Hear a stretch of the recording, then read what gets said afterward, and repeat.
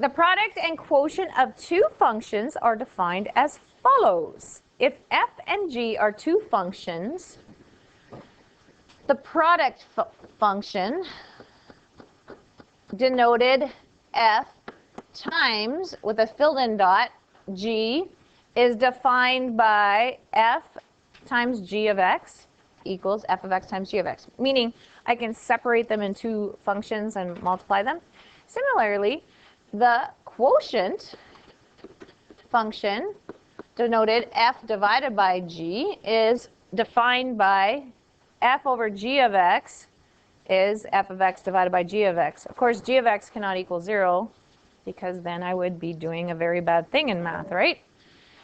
The product or quotient of two functions is a function whose domain is the set of all real numbers that are in the domain of both f and g, with possible added restrictions on x for f divided by g, so that we don't get g of x equal to 0 on the bottom. So let's consider the following functions. F of x equals x and g of x equals x squared minus 4. Determine the equation of the functions f times g of x and identify the domain. So what would f times g of x be? F times g would be x times x squared minus 4, which would be x cubed minus 4x. So do you see why this unit is actually a great ending unit? Because this is now reviewing all the functions we actually talked about. So this is introducing again the polynomials unit. Do you remember how to graph something like that? Well, because that would be the next step on this, is after I find the product, it would be graph it, right? So determine the equation of the functions f. Oh, I didn't identify the domain. So if you think about a polynomial graph, what is the domain? Yeah. So if you know something about a polynomial graph, you know it's all real. So negative infinity to positive infinity. But separately, this was a line, all reals. This was a parabola, all reals. When I multiply all reals times all reals, we'll get all reals again, right? There was no restriction to begin with. Determine the equation of f divided by g of x. So f divided by g would be x divided by x squared minus 4. So because the domain did not have any restrictions before, but now I've now put in place extra restrictions, right? So I can see it maybe a little bit better if I factor it. So what are my restrictions? Yeah, so sometimes it's easier to write it as x is an element of reals, x cannot equal plus or minus 2. Does everybody see? I started with no restrictions, but then because I did a division and I can't divide by 0, I impose new restrictions on the domain.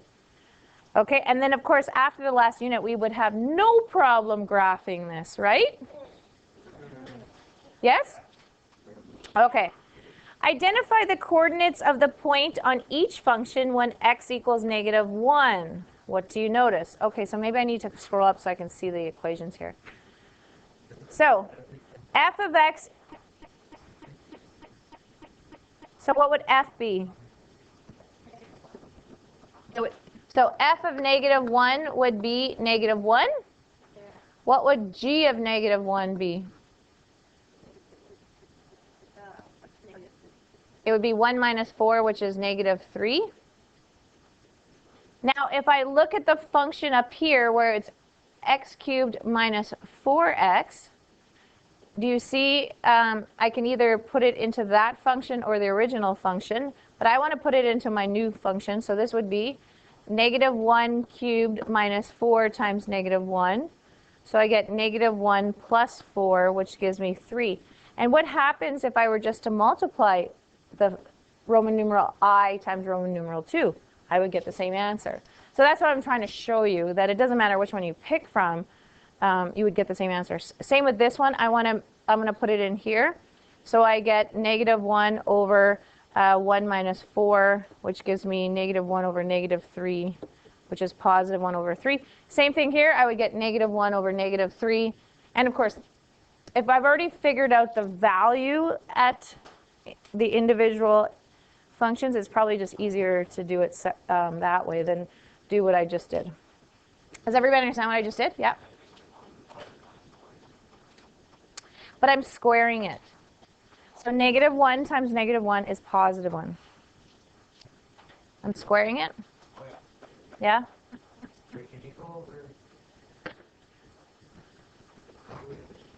So now we're going to graph these. Okay, so f of x is just x, right? Everybody knows how to do this by now, right? Make sure you label them. So here's my f. I'm going to do this in different colors. My g of x is a parabola that got shifted down for 1, 2, 3, 4. Yes? Maybe I'll do 3, 9. 1, 2, 3, 1, 2, 3, 4, 5, 6, 7, 8, 9.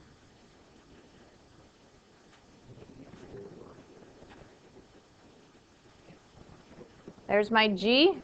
Okay? Yes? Okay, and if you want, I can just pick some points here. I guess I can start with what? 1, 2, -3. My f was at -3, -3. Then I had -2, -2, -1, -1, 0, 0, 1, 1. I don't know if I need more. I obviously didn't. G of x at -3 was 2, 3, 4, 5. At -2 it was at 0. At -1 it was at 3. Sorry, -3 and -4. And at 1 it is -3 again. So I guess I'm using the chart again just to show you the multiply of the function values.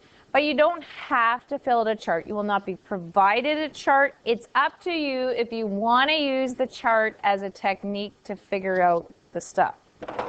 So this is no different than adding and subtracting, right? I'm just multiplying and dividing now, right? So nothing new. So if I take -3 and times it by +5, I will get -15. I'm going to use a different color here, which is crazy big. So something way down there. I'm not even going to graph it. Okay, so then I have -2 times 0. I'll get 0, of course. So that means it's at right there. Yes?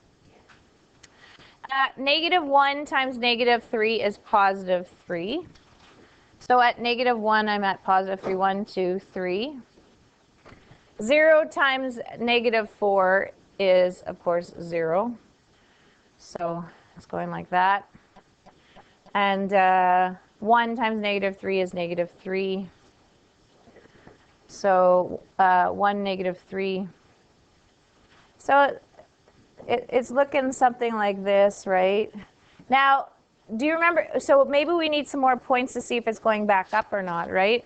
So at 2, my f is 2, and my g is 0. Does everybody see that? So it is actually going back up. Yeah. And then let's say 3. My f is 3. My g is 5. So that's 15. So it's going way off the charts again. So it's after that it's going back up. So recall, what was f times g equal to? It was equal to x times x squared minus 4, which is x cubed minus 4x. In this form or this form, you can't actually, remember when we did the polynomials unit? The whole point to graph it was having it in factored form. So at this point, I could have actually factored it and got x minus 2, x plus 2, and now you can see the zeros better. -2, 0, and 2. Do you see that? And then because this is a cubic function that's positive, we know it's starting at the bottom left, going to the top right. like a line that has a positive slope. Does this ring a bell? Yes. Okay, so now let's go to this one. Again, we can graph the same, or we could go directly to that. It's up to you. Because we know how to graph, maybe I'll just go back to this. Because we already know how to graph a polynomial graph, we didn't have to actually have the f and g graph to get it, right? But it actually told us to sketch all three on there. If it doesn't tell you to sketch all three, you don't really need all three on there if you know how to graph the final results, right? Okay, let's start again. So f of x, yeah,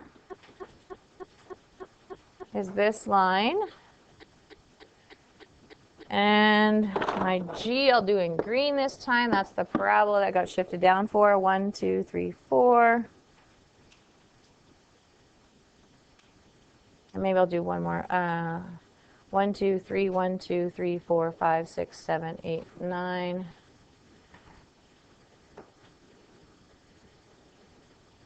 There we go. There's my g. And remember, f divided by g. So maybe I will pick some points here again. I'm going to start at -2 this time. -2, f is at -2, -1, -1, 0, 0, 1, 1, 2, 2, because it's s, y equals x. So my g graph at -2, it is 0. At -1, it's at -3. At 0, it's at -4. At 1, it's at -3. At 2, it's at 0. And again, if you need more points to figure out what it looks like, just take more, right? Okay, so now we're going to divide. So, but you knew this from before.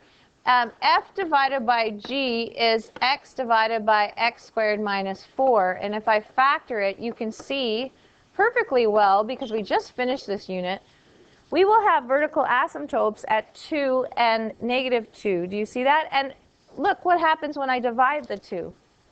You get undefined. What is -2 divided by 0? A number other than 0 divided by 0. What does that represent? A vertical asymptote. So watch, if you go 0 divided by 0, what do you get? You get a whole. So anyways, so we're going to get a vertical asymptote at -2 and +2, right? And what do we actually say? If it's -2 divided by 0, we say undefined. But if I say 0 divided by 0, I say indeterminate. Okay, so -1 divided by -3 is 1/3. 0 divided by, so maybe I should plot that. So at -1, it's 1/3. So say, I don't know, like that. Sorry, what am I doing? Should be above the line, hey? 0 divided by -4 is, of course, 0. 1 divided by -3 is -1/3. So you can see it looks like that. So that's one of those typical ones that go like this, right? Yes?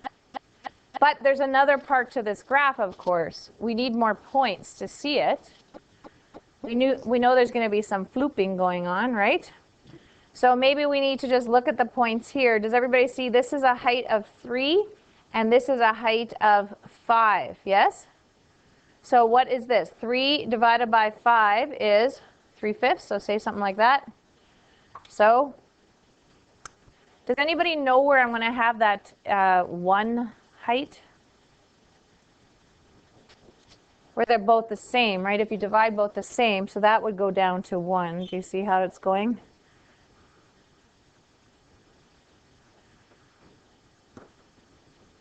Yeah. And so again here,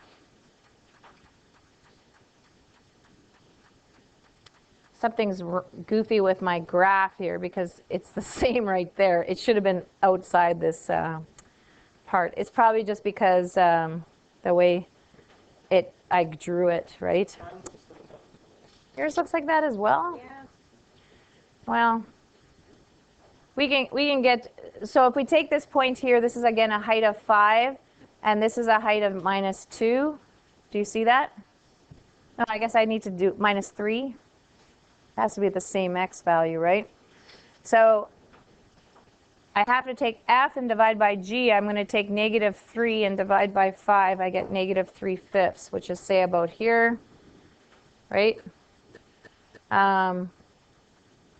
If we take, that's the asymptote. So you'd have to take somewhere in between here. So, but anyways, we know it's going to look like this. Something's just goofy going on there. Okay? Is f times g the same as g times f? Yes. Multiplication, it doesn't matter what order. Multiplying, order does not matter. Is the graph of f over g the same as g over f? No. Okay, so f divided by g was x divided by x squared minus 4, whereas g divided by f is going to be x squared minus 4 over x. So, you might say, okay, so what's the relationship? Is there a relationship between the two of them? I guess you could say they're reciprocal functions of it, but if I were to divide this, what would I actually get here?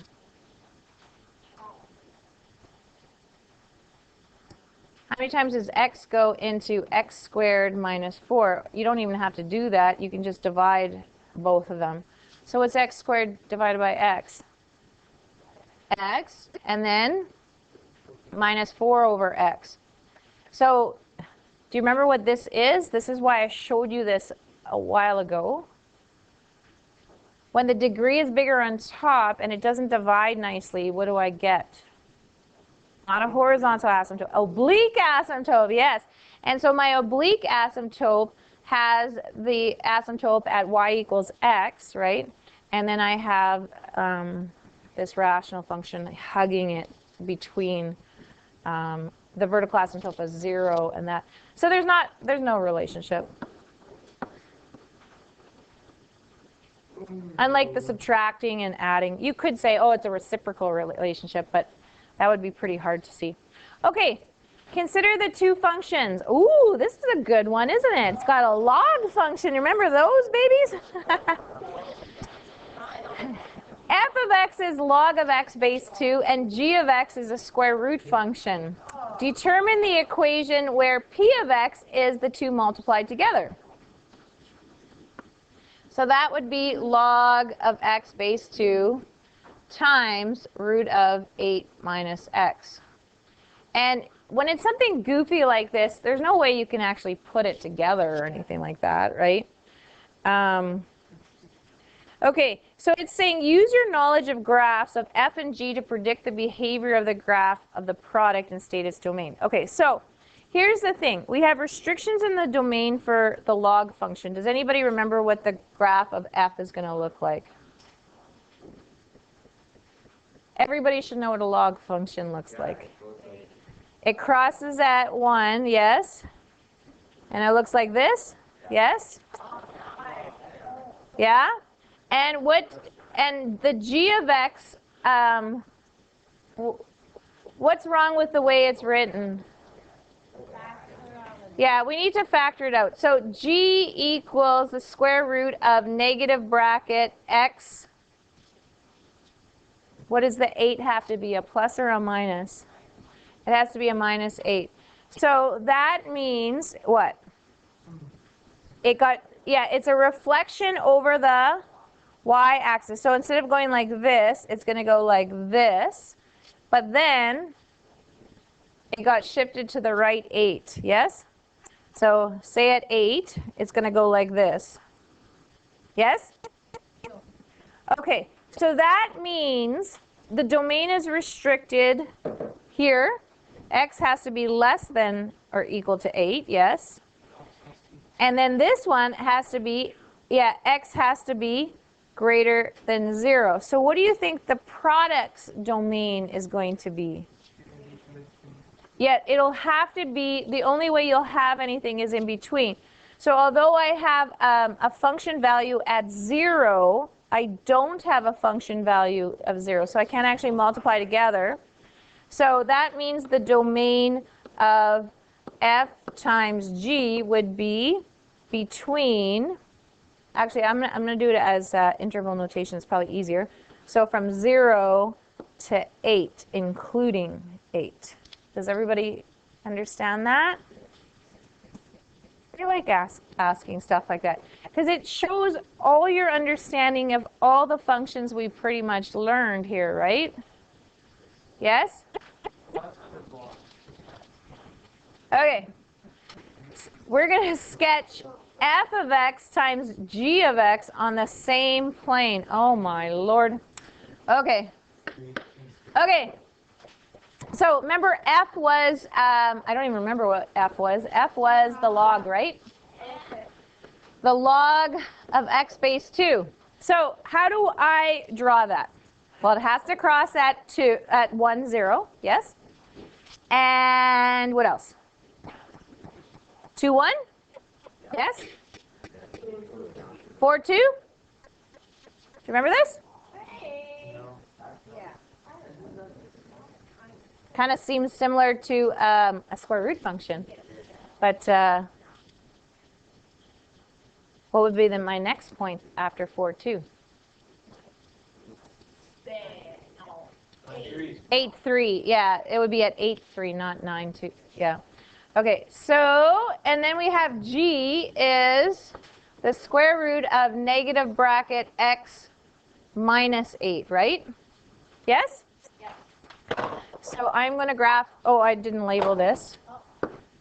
This is my f. My g. You know what? I think I do want to go all the way to 8, hey? I should. Does everybody see know why I should? Yeah. Because that's my I know my domain is going to be between 0 and 8, right? So I should go as far as 8. So 2, 3, 4, 5, 6, 7, 8 is at 3. Because 2 to the power 3 is 8, right?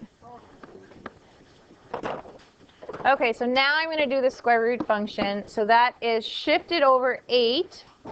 There's my 0, 0, my 1, 1, my 4, 2, 1, 2, 3, 4, 2.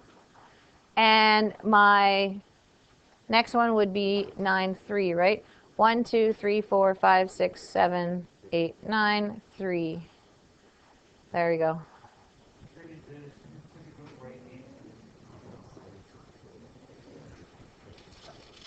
Okay, so now I'm going to do the product.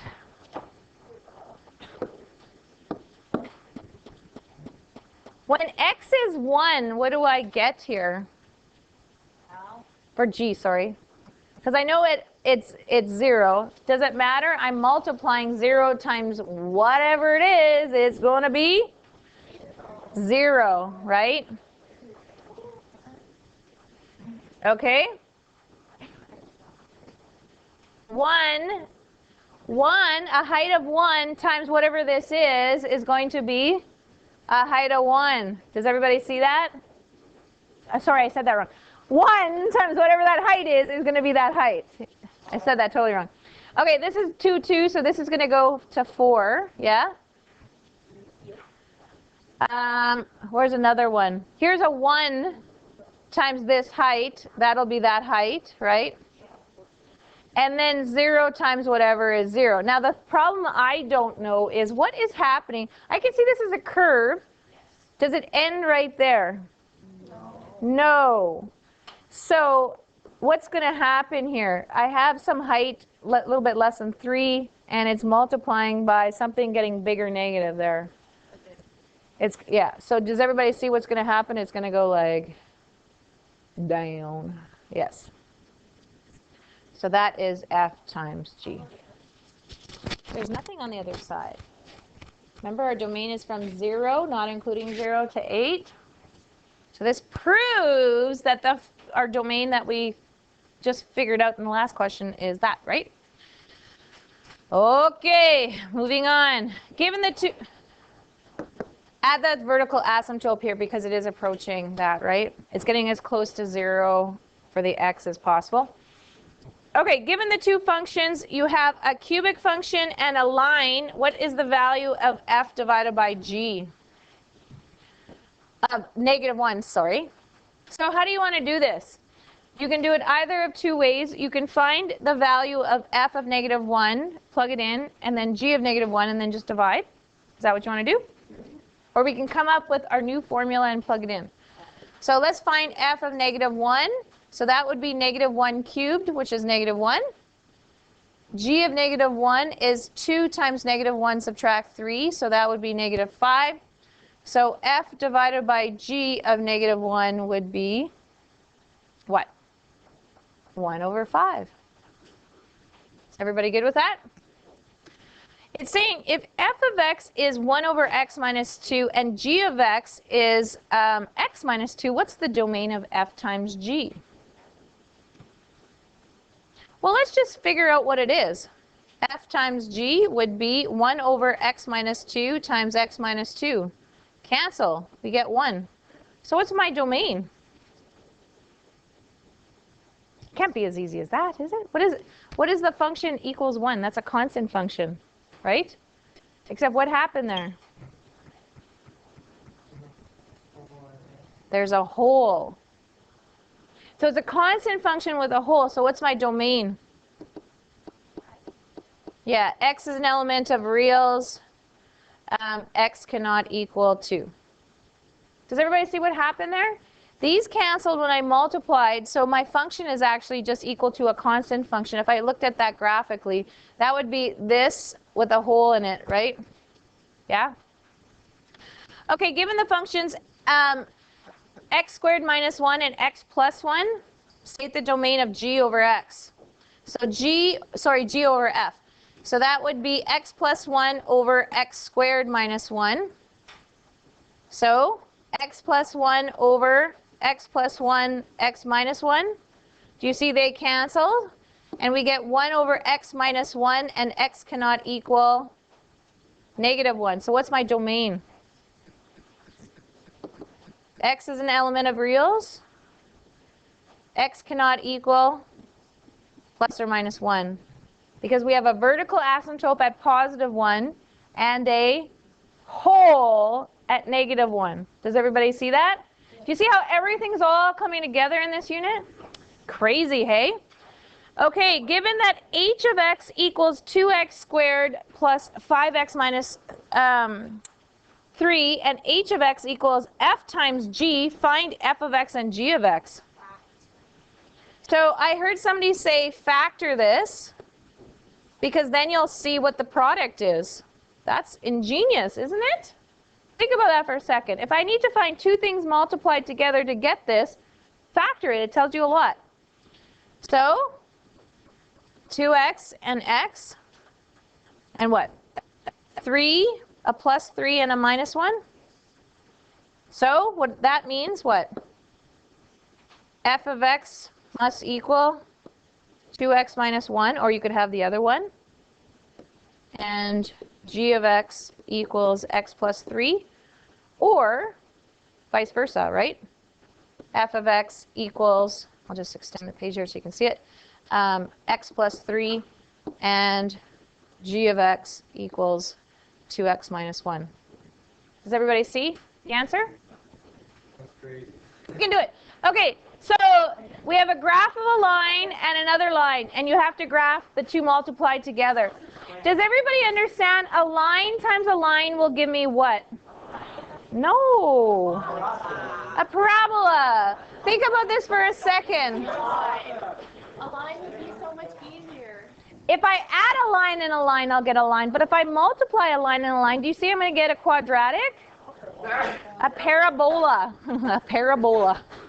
Okay, so if I multiply this together, I will have a 0 at 3, 1, 2, 3, and -1. And what's the lowest it will go? Well, it'll have to be as low as the halfway point at 1. At 1, we have a height of 2. And at 1 we have a height of -2, so if I multiply those together I get -4. So 1, 2, 3, 4, bada bing, bada boom, there's my parabola. As easy as that. You only need a few points to know that where the parabola is, right? Does it make sense to you what the graph looks like? Yes. Why? Because an x to the power 1 times an x to the power 1 gives you an x squared, so it should be a parabola, right? So don't be so quick to say a line times a line is a line. It doesn't make sense, right? Given f of x is 3 and g of x is x plus 2, what's the domain and range? So the domain and range separately is all reals, right? However, putting it together, what does this make? A rational function, right? So what's the domain? X is an element of the reals. X cannot equal what? -2. What's the range? All reals? What can y not equal? 0. Remember, we'll have a horizontal asymptote at 0 because the degree is bigger on the bottom than the top? Yeah, we're done.